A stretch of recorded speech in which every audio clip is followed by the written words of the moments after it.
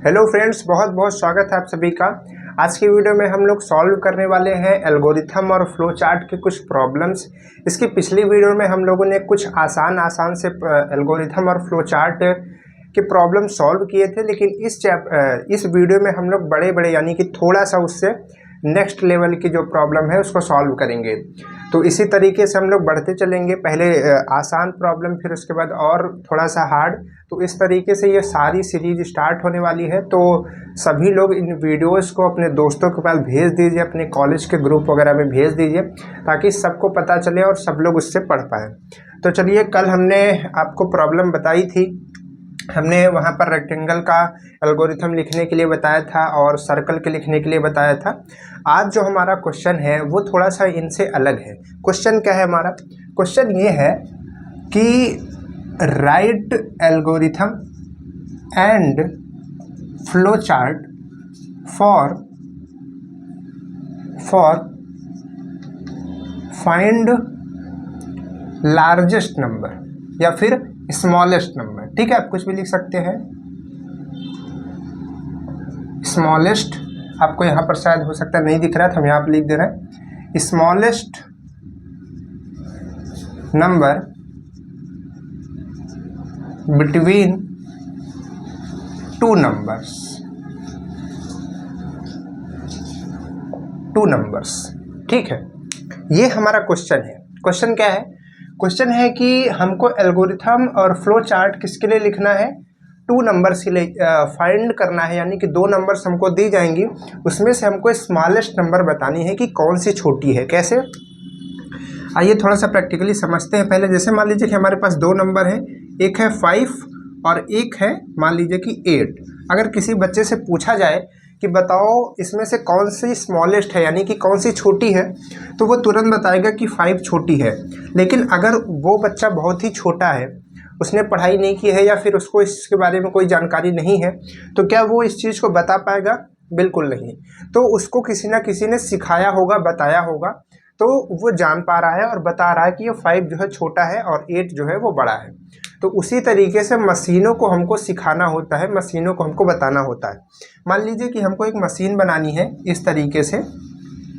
यहाँ पर हम बना रहे हैं एक तरीके से, एक हमको मशीन बनानी है। मान लीजिए कि इस तरीके से कंप्यूटर हमको छोटा सा बनाना है, जो क्या करेगा, यहाँ पर मान लीजिए कि 2 पार्ट्स में इसको डिवाइड कर दिया गया है इस तरीके से।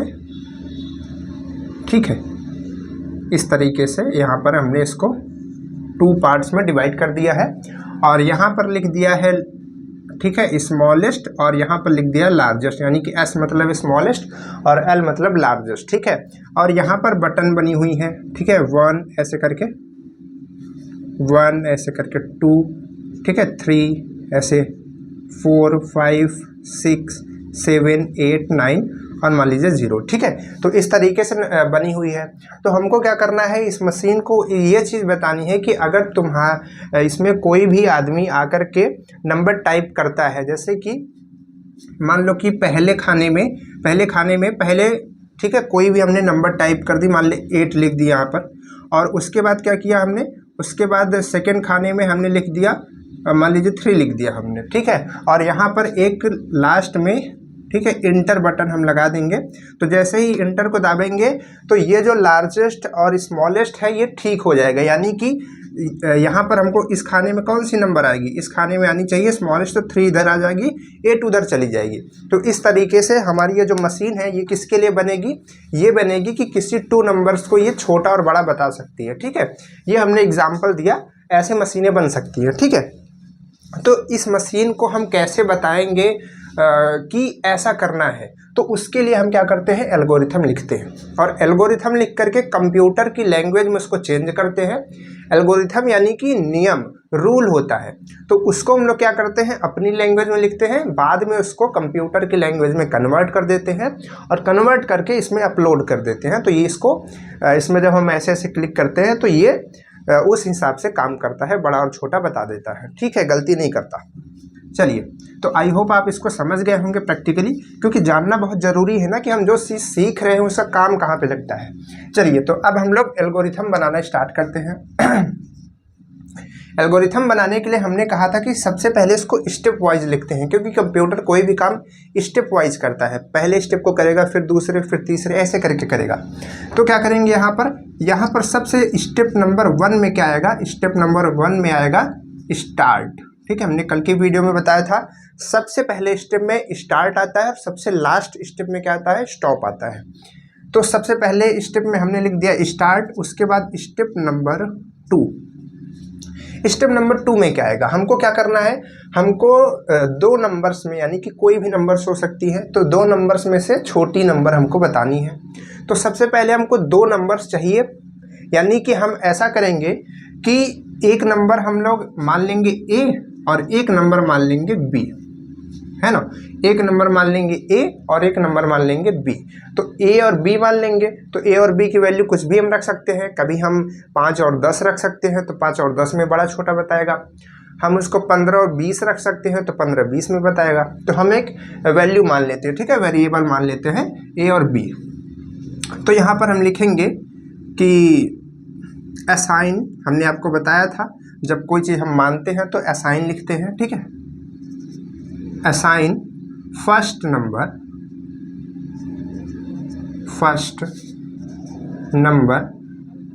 ए, ठीक है। यहाँ पर फर्स्ट नंबर इज कर लीजिए, ठीक है, थोड़ा अच्छा लगेगा, इज ए।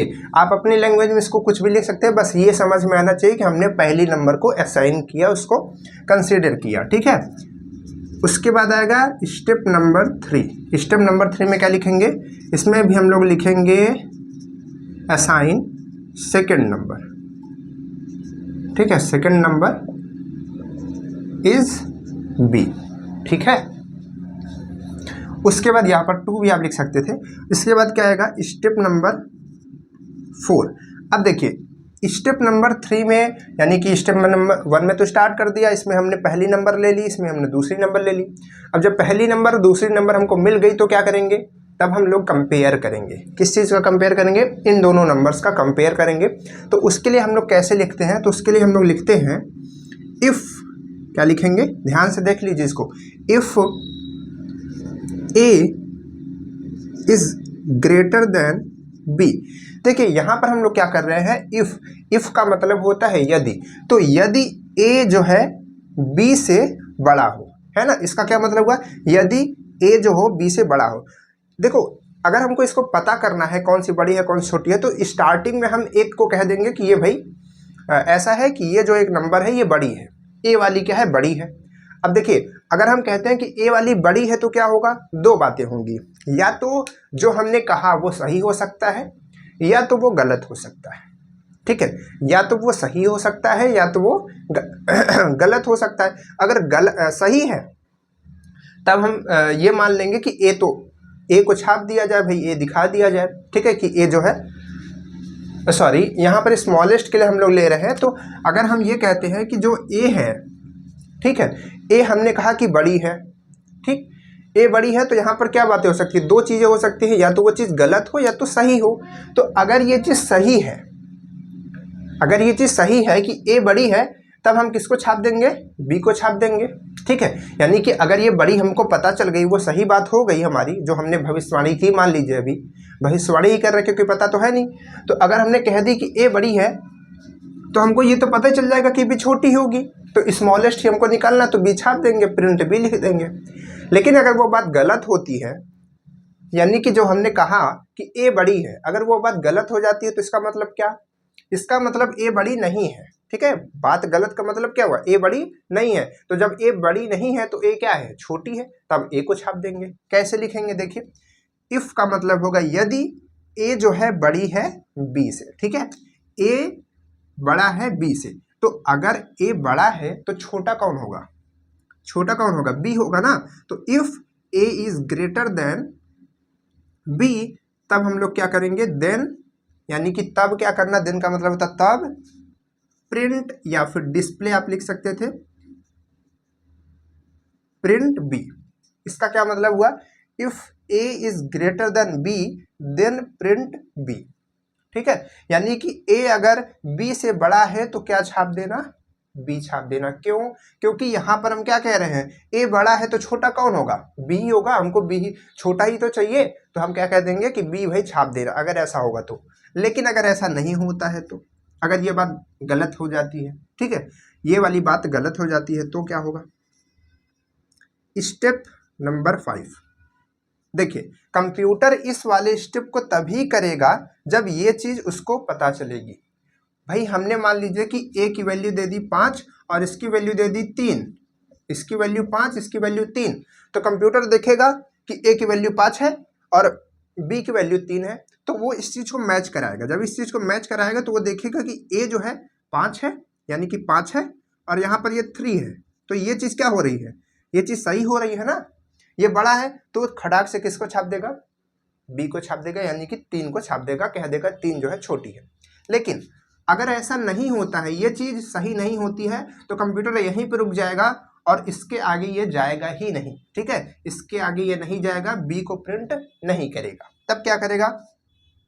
तब क्या करेगा? स्टेप नंबर 5 में, स्टेप नंबर 5 पे आ जाएगा वो। तो स्टेप नंबर 5 पे हम क्या लिख दें? स्टेप नंबर 5 पे हम लिख दें प्रिंट ए, बस प्रिंट ए, इतना लिखना है, बस प्रिंट ए लिख देना है। तो इसमें क्या होगा कि अगर ऐसा, देखिए ये कंप्यूटर यहाँ तक आ गया, ठीक है, यहाँ पर मान लीजिए कि वो काम अपना कर रहा है, ठीक है, काम कर रहा है, लगातार ऐसे चल रहा है, इसने रीड कर रहा है, पढ़ रहा है, उसने देखा इफ ऐसा है, तो अगर ऐसा है, ठीक है, ये सही है, तो तुरंत ये छाप देगा और इसके बाद ये रुक जाएगा, ठीक है। लेकिन अगर ऐसा नहीं है तो, ठीक है, अगर ऐसा नहीं है तो क्या होगा? तो उसके बाद ये क्या करेगा? स्टेप नंबर 5 पे आएगा, और स्टेप नंबर 5 पे आएगा और किसको छाप देगा? यानी कि यहीं से ये आगे नहीं जाएगा और इधर आ जाएगा और यहाँ पर प्रिंट ए छाप देगा, ठीक है। तो इससे हमको छोटा पता चल जाएगा। अब स्टेप नंबर 6 में क्या आएगा? स्टेप नंबर 6 में क्या आएगा? स्टेप नंबर 6 में आएगा स्टॉप, ठीक है। तो हमारा जो प्रोग्राम है वो रुक जाएगा। तो इस तरीके से ये काम करता है, ठीक है। आई होप आप इसको अच्छे से समझ पाए होंगे। आइए बनाते हैं इसका फ्लो चार्ट, किस तरीके से इसका फ्लो चार्ट बनेगा,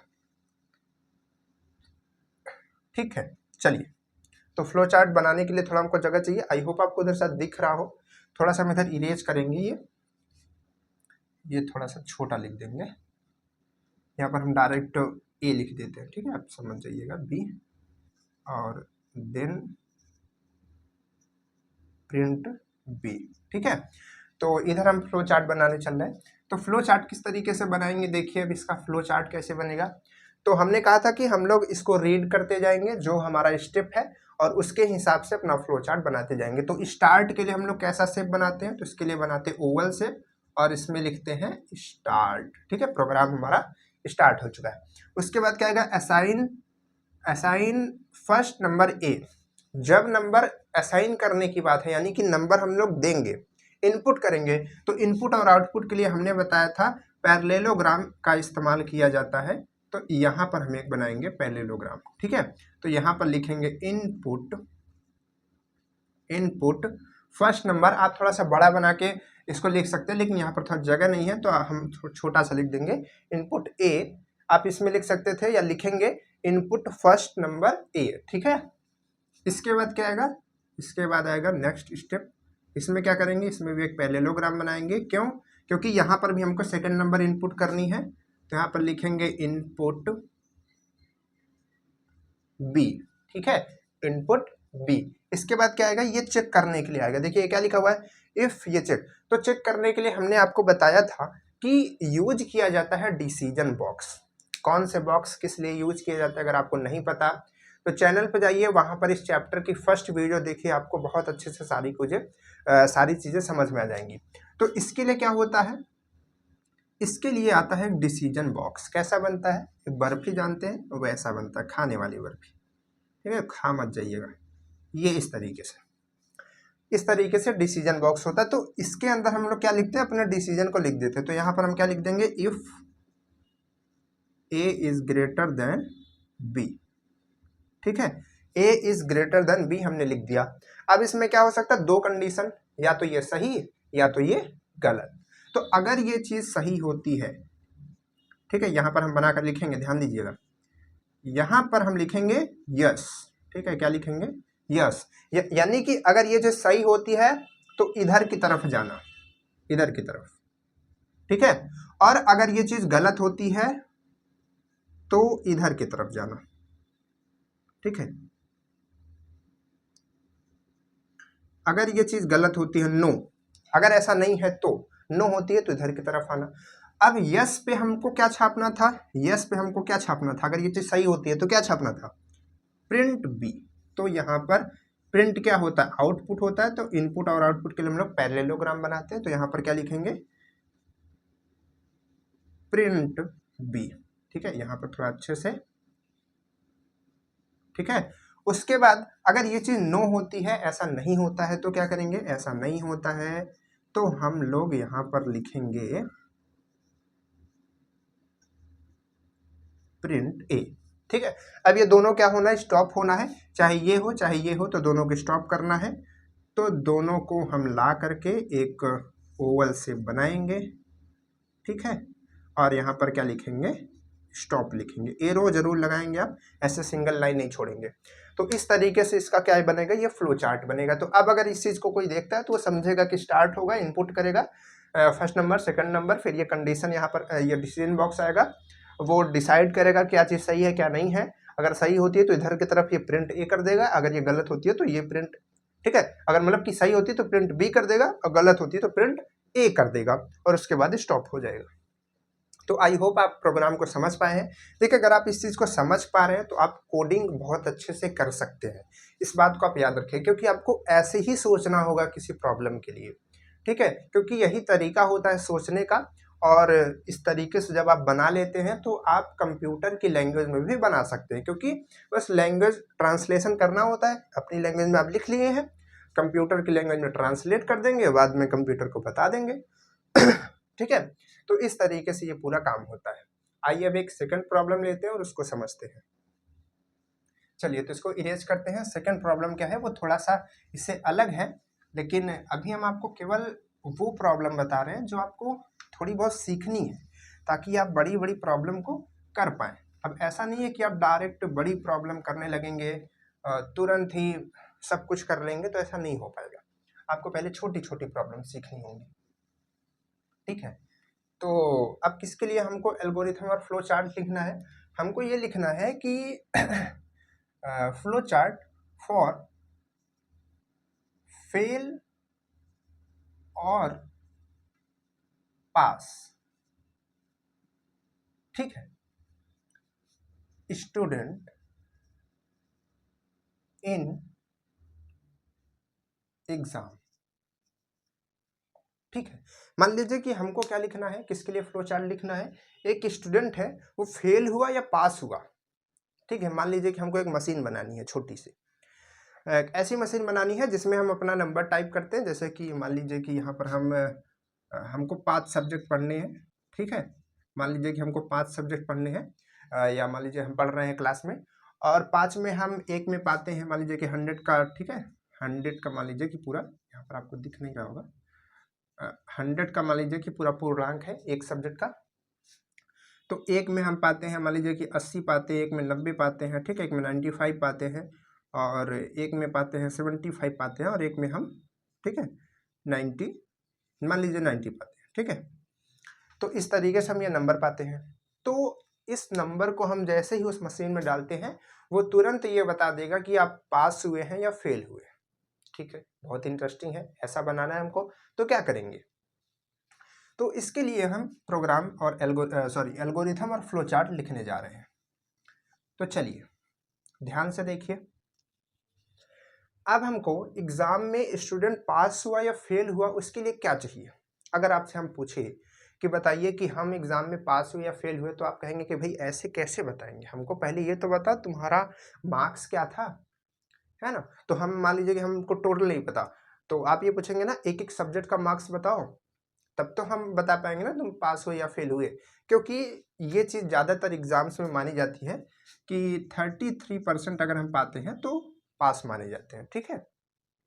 तो इसी को हम लेकर के चलेंगे, या फिर अपने अकॉर्डिंग इसको भी चेंज कर सकते हैं। ऐसा भी कह सकते हैं कि नहीं नहीं भाई, हमारा जो कॉलेज है उसमें 50% से ऊपर होता है तभी बच्चे पास होते हैं, तो वहाँ पर हम 50 कर देंगे, 50 कर देंगे, उसके लिए कोई दिक्कत नहीं है, ठीक है। आप कुछ भी कर सकते हैं। चलिए, तो अब हमको क्या करना है, अब हमको ये पता करना है कि वो जो लड़का है उसमें सब्जेक्ट कितने हैं, ठीक है। तो मान लीजिए कि उसमें 3 सब्जेक्ट्स हैं, यहाँ पर हम लिख देते हैं इन एग्जाम, है ना, for 3 subject, 3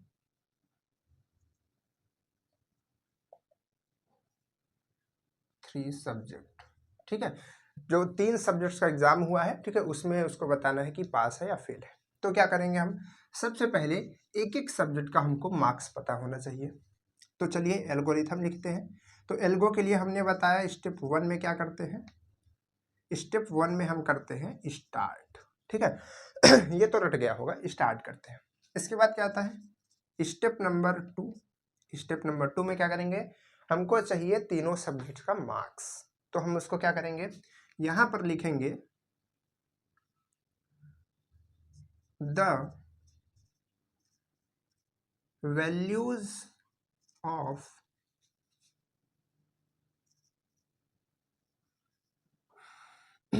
subject marks, subject marks, ठीक है। हम वो एक को M1 कहते हैं, और चलिए इसको बड़ा लिखते हैं M1, एक को कहते हैं M2 और एक को कहते हैं M3, ठीक है। आई होप आपको वहां तक दिख रहा होगा, नहीं दिख रहा हो तो आप इसको नीचे समझ लीजिए, ठीक है। तो इस तरीके से हमने एक ही लाइन में लिख दिया कि M1, M2 और M3 है। आप इसको अलग अलग भी लिख सकते थे। स्टेप नंबर 2 में लिखते केवल यहाँ तक, उसके बाद स्टेप नंबर 3 में लिखते इसके लिए वही चीज़ सेम, उसके बाद लिखते स्टेप नंबर 4 में लिखते द वैल्यू ऑफ सब, ऐसे लिखते ना, first subject, second subject, third subject, ऐसे से करके।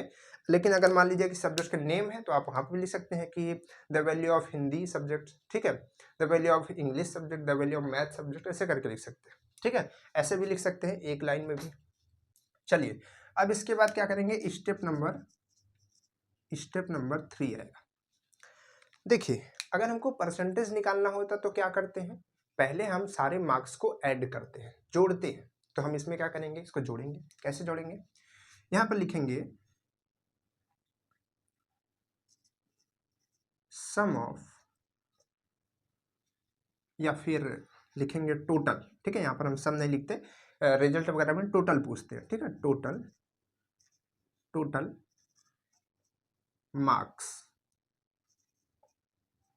टोटल मार्क्स को हम किससे रिप्रेजेंट कर देते हैं, टी से रिप्रेजेंट कर देंगे। तो टी इक्वल क्या आएगा, M1 plus M2 plus M3, ठीक है। एकदम समझ में आ रहा ना, ये किस तरीके से हमने किया, टोटल, ये L है, ठीक है, D मत समझिएगा। Total marks T equal M1, M2 और M3, ठीक है। मार्क्स 1, मार्क्स 2, मार्क्स 3, टोटल आ गया। अब टोटल के बाद क्या करेंगे, हमको परसेंटेज में पता करना होता है कि भाई अगर इतना परसेंट है तो ठीक है, इतना परसेंट है तो पास है। तो परसेंट हमारा कितना है, 33 होना चाहिए, ठीक है। मान लीजिए कि हमारे प्रिंसिपल ने ये रूल लगा दिया कि 33% तो आना ही चाहिए, तभी पास माना जाएगा। तो क्या करेंगे, अब इसके लिए हम लिखेंगे, यानी कि अब ये जो टोटल नंबर आ गया इसका परसेंटेज लिखेंगे। तो अब यहाँ पर हम स्टेप नंबर 4 में निकालेंगे इसका परसेंटेज। तो यहाँ पर क्या लिखेंगे, परसेंटेज,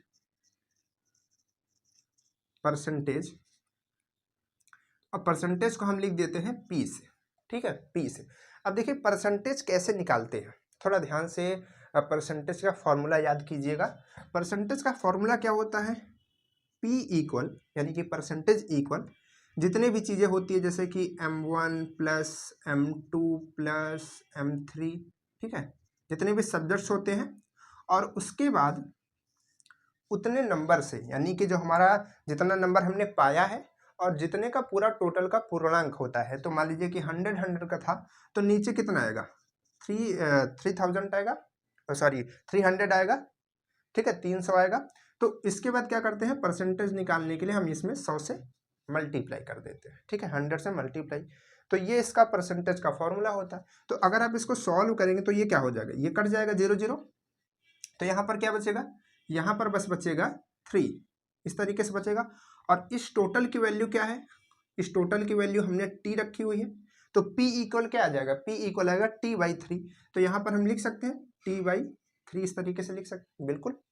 चलिए कोई दिक्कत तो नहीं, क्योंकि अगर हम शॉर्ट में लिख देते तो कुछ बच्चे कंफ्यूज हो जाते, तो इस वजह से हमने इस तरीके से लिखा।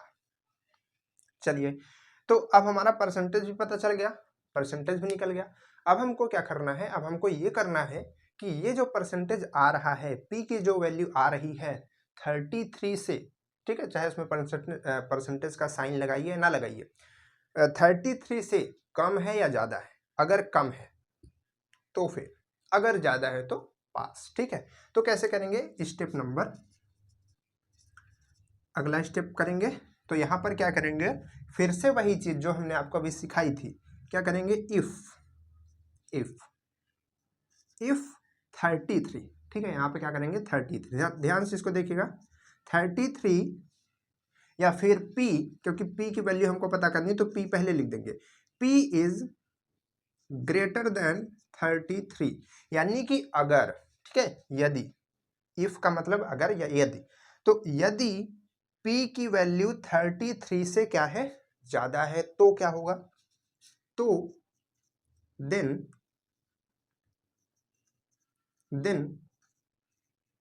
क्या प्रिंट करेगा भाई, अगर 33 से P की वैल्यू ज्यादा हो गई तो क्या प्रिंट करेंगे, पास कह देंगे ना। तो हम लोग क्या करेंगे, देन प्रिंट पास, PASS, थोड़ा अच्छे में लिख दीजिए, ठीक है। लेकिन अगर ऐसा नहीं होता है तो क्या करेंगे, अगर ऐसा नहीं होता है तो स्टेप नंबर 6, इसमें क्या करेंगे, इसमें ऐसा करेंगे कि अगर ऐसा नहीं है, पास नहीं है, तो क्या होगा, फेल होगा। तो यहां पर लिख देंगे प्रिंट फेल, ठीक है, प्रिंट फेल। अब इसके बाद पास फेल का पता चल गया, अब हमारा काम हो गया। तो स्टेप नंबर 7 में क्या लिख देंगे, स्टॉप लिख देंगे, खत्म कर देंगे, ठीक है। तो इस तरीके से ये इसका पूरा एल्गोरिथम होगा। अब इसका फ्लो चार्ट कैसे बनेगा उसको समझते हैं। चलिए, अब इसके फ्लो चार्ट के लिए इसको हम थोड़ा सा इरेज करेंगे, क्योंकि यहाँ पर ये बहुत ज़्यादा बड़ा है तो थोड़ा जगह लेगा। चलिए, ये हो गया इरेज। अब इसका फ्लो चार्ट हम लोग बनाते हैं। फ्लो चार्ट किस तरीके से बनेगा, सबसे पहले क्या था, स्टार्ट, हमने इसको इरेज कर दिया, थोड़ा सा समझने में दिक्कत होगी लेकिन हम आपको याद दिलाते रहेंगे। सबसे पहले क्या था, स्टार्ट। स्टार्ट के बाद क्या कर रहे थे हम लोग, इनपुट कर रहे थे नंबर्स को। तो नंबर्स को इनपुट कर रहे थे, कौन कौन से नंबर को, मार्क्स को। तो यहां पर हम लोग लिख देंगे इनपुट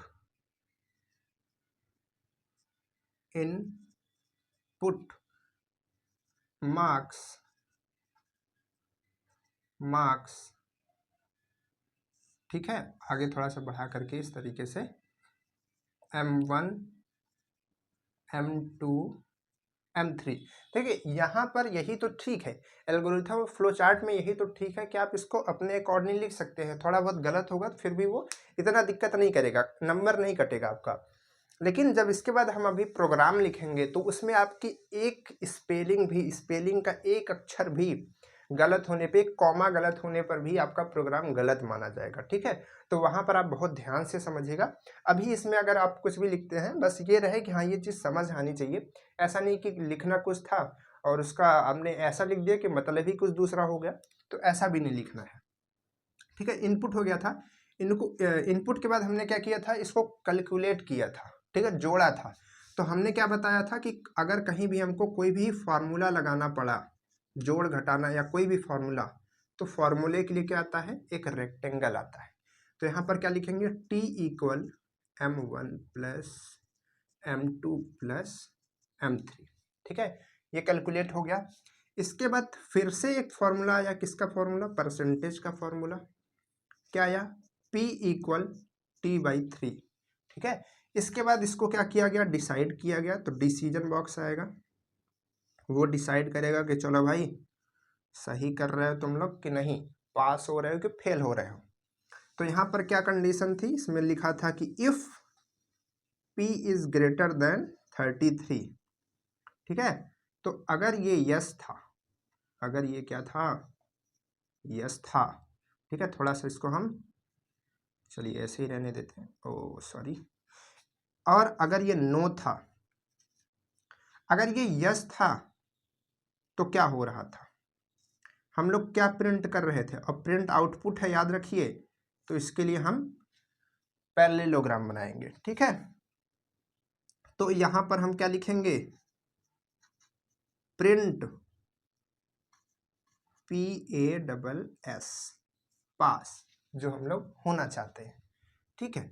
इसके बाद क्या है, अगर ऐसा नहीं है तो, अगर ऐसा नहीं है तो ये गलत है, तो ये चीज जो लिखी है अंदर, तो क्या हम करेंगे, प्रिंट फेल। और अगर ये दोनों काम हमारे हो जाते हैं तो हम क्या करेंगे, प्रोग्राम को स्टॉप कर देंगे, ठीक है, प्रोग्राम को रोक देंगे। तो इस तरीके से इसका फ्लो चार्ट आएगा, आप इसको स्क्रीनशॉट कर लीजिए। तो ये हो गई हमारी प्रॉब्लम जब हम लोग डिसीजन बॉक्स का यूज करके इन चीज़ों को करते हैं। तो आई होप आपको ये बहुत अच्छे से समझ आया होगा। इसकी नेक्स्ट वीडियो में हम लोग ये समझेंगे कि अगर हमारे पास 3 नंबर्स हैं, जैसे कि मान लीजिए कि एक नंबर A है, एक नंबर B है और एक नंबर C है, 3 नंबर्स हैं, तो उसमें हम कैसे छोटा और बड़ा बताएंगे, ठीक है। तो उसके लिए आप रेडी रहिए। तो उसके लिए आपको क्या करना पड़ेगा, इस वीडियो को ध्यान से देखना पड़ेगा, पिछली वाली वीडियो और उसकी पिछली वाली वीडियो को भी अच्छे से समझना होगा। और आप चैनल पे बाकी की सब्जेक्ट्स की वीडियो देख सकते हैं। चलिए फिर मिलते हैं नेक्स्ट वीडियो में, इसके 3 जो नंबर्स होती हैं उनमें बड़ा और छोटा बताने के लिए, ठीक है। तब तक के लिए बाय बाय।